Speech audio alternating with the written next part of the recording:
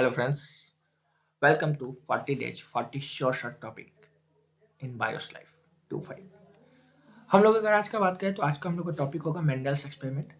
और हम उम्मीद करते हैं कि आप मेंडल्स के बारे में बात जानते होंगे, जिसको कि एग्जाम पॉइंट ऑफ व्यू से क्या क्या जरूरत है मैं उस चीज को यहाँ पर डिस्कस करता हूँ। ठीक है, सबसे पहला एक क्वेश्चन के साथ शुरुआत करते हैं कि why Mendel choose pea plant for the experiment. ये क्वेश्चन बहुत ही पूछे जाते हैं, बहुत बार पूछे जाते हैं कि क्यों मेंडल ने पी प्लांट को ही क्यों चुना, क्यों पाइसम सेटाइबम, पी प्लांट की जगह पाइसम सेटाइबम भी लिखा जा सकता है क्योंकि उसका बायोलॉजिकल नेम होता है या बोटेनिकल नॉमेनक्लेचर होता है कि पाइसम सेटाइबम। तो क्यों पाइसम सेटाइबम को ही चुना, कोई और प्लांट क्यों नहीं, आम का पेड़, लीची का पेड़, ऐसा क्यों नहीं चुना, क्यों पाइसम सेटाइबम ही क्यों? तो पहला तो उनका ये रीजन था कि शॉर्ट लाइफ स्पैन। ठीक है, इसका लाइफ स्पैन शॉर्ट होता है। शॉर्ट लाइफ स्पैन मतलब कि 3-4 महीने में इनका लाइफ साइकिल कंप्लीट हो जाता है। ठीक है, एक बार जब सिंगल प्रोजेनी प्रोड्यूस करते हैं, एक बार जब म्यूट इनमें जब कॉपुलेशन होगा या पॉलिनेशन होगा, फर्टिलाइजेशन होगा, तो एक लार्ज नंबर ऑफ ऑफस्प्रिंग को प्रोड्यूस करते हैं। ठीक है, कुछ इनका कैरेक्टर आपको इजीली ऑब्जर्वेबल कैरेक्टर है, इनके पास इजीली ऑब्जर्वेबल कैरेक्टर दिखेगा आपको, इजी आपको दिख जाएंगे कहीं भी मार्केट में, और डिस्टिंक्ट कैरेक्टर दिखेगा, डिस्टिंक्ट ट्रेट दिखेगा।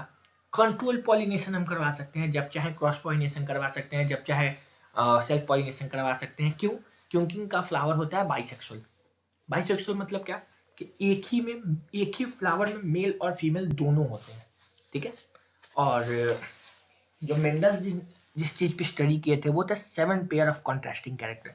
कॉन्ट्रास्टिंग कैरेक्टर वो होता है जैसे कि उल्टा उल्टा कैरेक्टर, जैसे कि लंबा छोटा, टॉल ड्वार्फ, राउंड रिंकल, ऐसा कुछ कैरेक्टर। तो इन्होंने 7 पेयर लिए थे ऐसा कैरेक्टर, कॉन्ट्रास्टिंग कैरेक्टर को, उस पर इन्होंने स्टडी किया था। वो 7 पेयर कौन कौन सा है उसके बारे में देखते हैं। तो अगर आपसे क्वेश्चन ये जनरली पूछा जाता है कि why Mendel choose pea plant for his experiment, Mendel ने पी प्लांट को ही क्यों चुना था, तो उसका कुछ आपका आंसर ये होगा। ये 5-6 पॉइंट आपको याद रखने होंगे।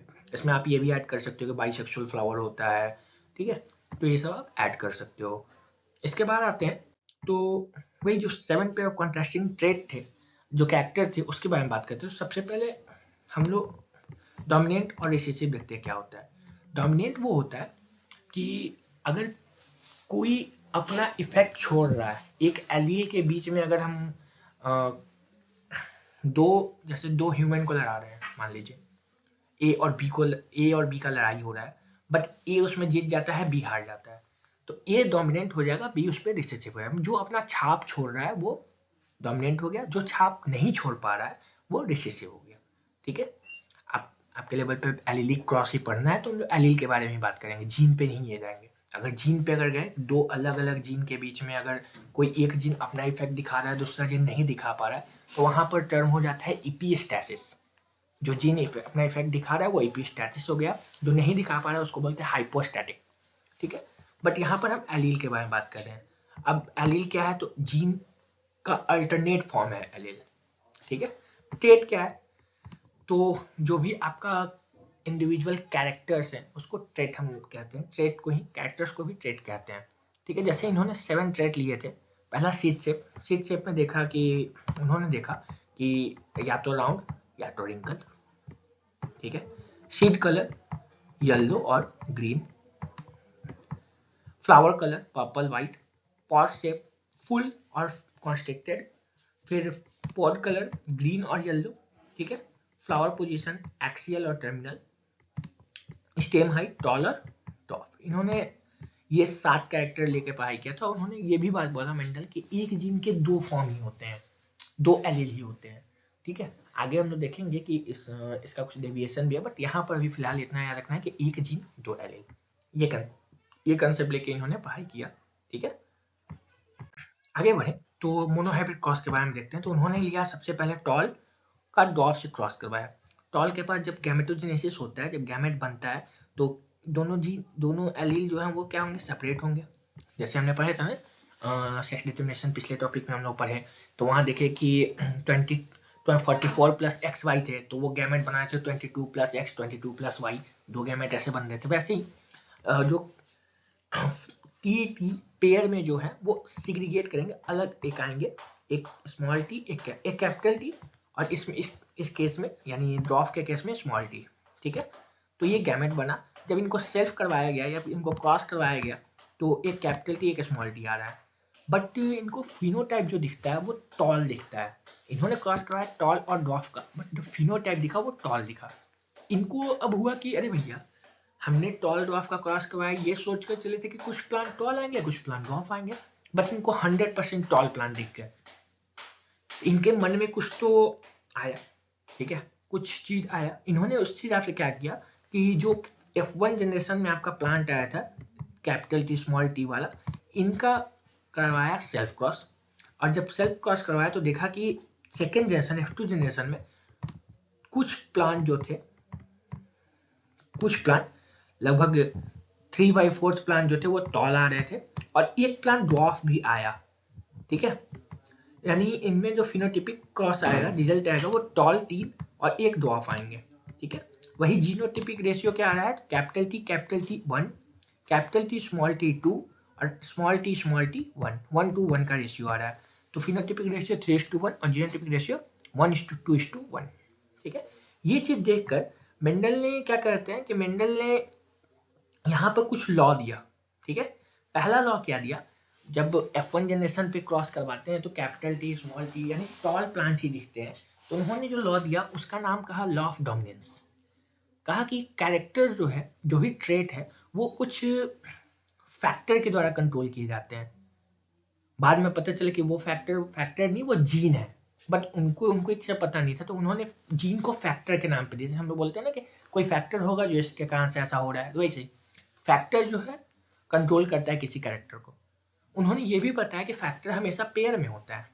ठीक है, तो तीसरा बात ये बताया कि जब पेयर में हो बट डिसिमिलर पेयर हो, उस केस में कोई एक डोमिनेट करेगा, दूसरा उस पर रिसेसिव होगा।